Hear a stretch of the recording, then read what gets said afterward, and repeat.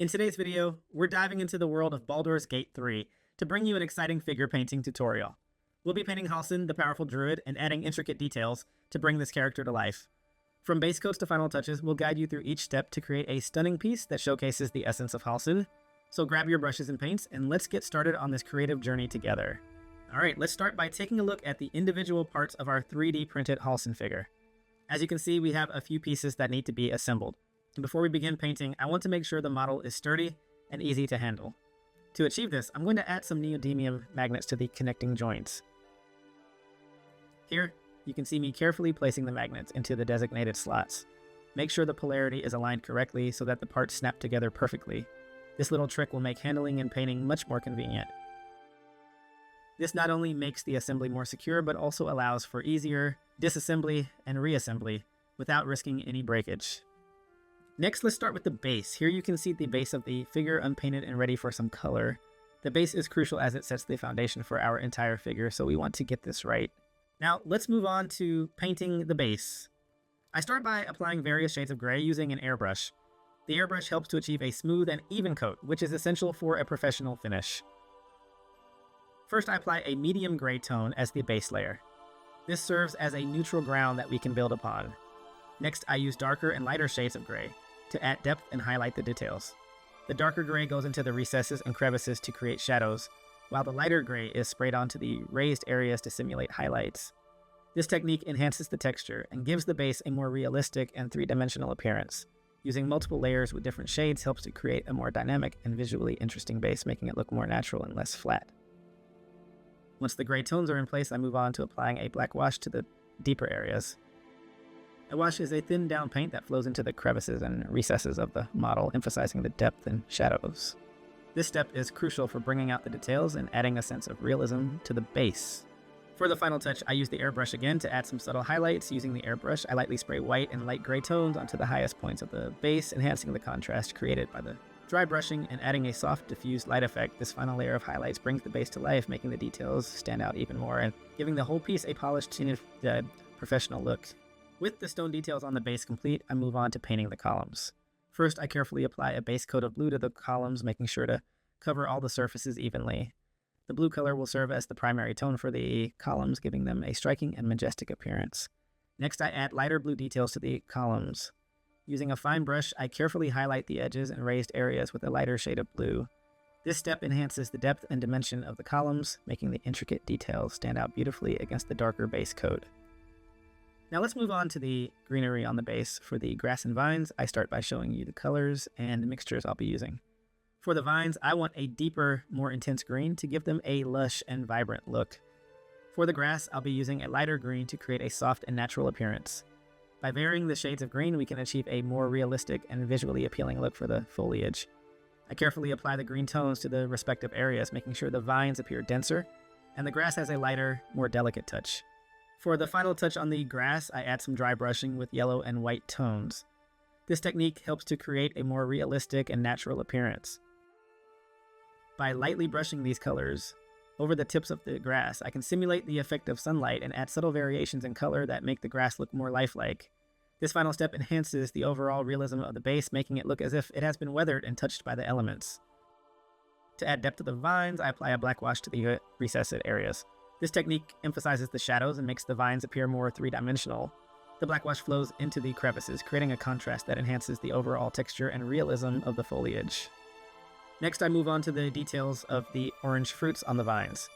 I start by mixing the appropriate shades of orange to achieve a natural look. Once the colors are ready, I carefully paint the fruits, making sure to capture their vibrant appearance. Finally, I paint the branches that hold the fruits using a complementary brown tone to complete the look.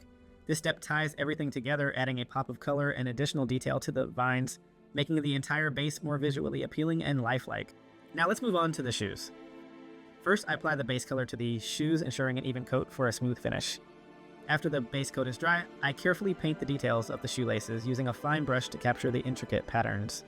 Next, I add the green wrapping details on the shoes. This step adds an extra layer of texture and color, making the shoes look more interesting and detailed. After the green details are complete, I apply a black wash to the entire shoe, emphasizing the shadows and enhancing the depth of the details. For the final touches, I paint the small button-like details with a yellowish color to make them stand out. Then I add a white dry brush to the green wrappings, highlighting the edges and creating a subtle contrast that makes the details pop. Moving on to the lower body, I start by applying a base coat of white to the legs using an airbrush. The airbrush allows for a smooth and even application, which is essential for achieving a professional finish. Next, I add pink details to enhance the visibility of the gold accents that will be applied later. This step helps the gold details stand out more prominently against the white background. Once the pink details are in place, I carefully paint the gold accents, ensuring that they are neat and precise. The combination of white, pink, and gold creates a rich and elegant look for the lower body. Moving on to the blue pants, I begin by painting them with a deep blue color. After the base coat is dry, I apply a dark wash to the pants to emphasize the shadows and enhance the depth of the fabric folds. This step brings out the details and makes the pants look more realistic. To finish off, I use lighter shades of blue to highlight the raised areas of the pants. This technique adds dimension and contrast, making the pants appear more dynamic and lifelike. Next, I add brown details to both the body and legs. Starting with a base coat of brown, I then use a darker shade to bring out the shadows and add depth to the details.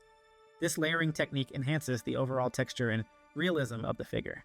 Now moving on to the gold details on the body, I begin by applying a pink undercoat to make the gold accents pop.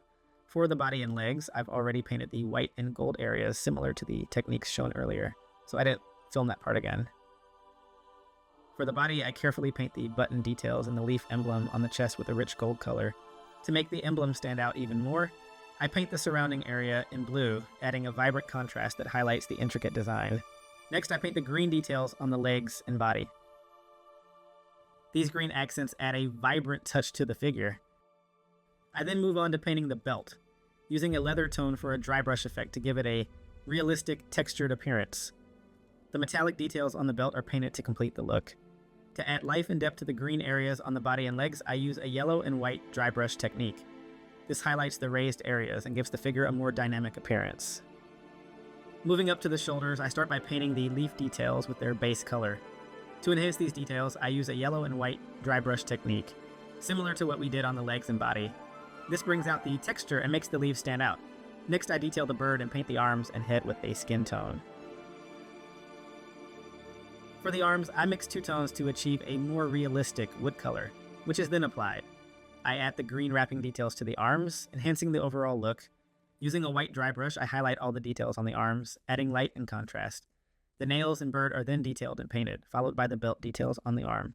These belt details are painted with a leather effect, and the metallic parts are also painted to complete the look. For the face, I had already applied an elf skin tone, so to emphasize the transitions and bring out the features, I use a flesh wash.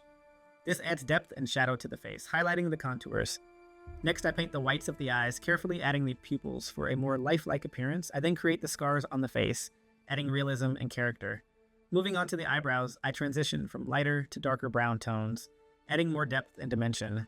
The eye details are carefully painted, bringing the expression to life. Finally, I work on the lips, adding subtle highlights and color transitions to create a natural look. Next, I paint the hair with its base color, then add highlights and shadows to give it depth and texture. The facial tattoos are then added, giving the character a distinct and intricate look. As a fun surprise, I'll leave the little ducks aside for now. I noticed I recorded about 7 minutes of painting the ducks without realizing they didn't appear in the frame. So, in the final touches, I'll tie everything together by incorporating the wooden duck and the other ducks into the scene, connecting it to Halsin's story from the game. Finally, I apply 2 coats of varnish to protect the model and give it a polished finish.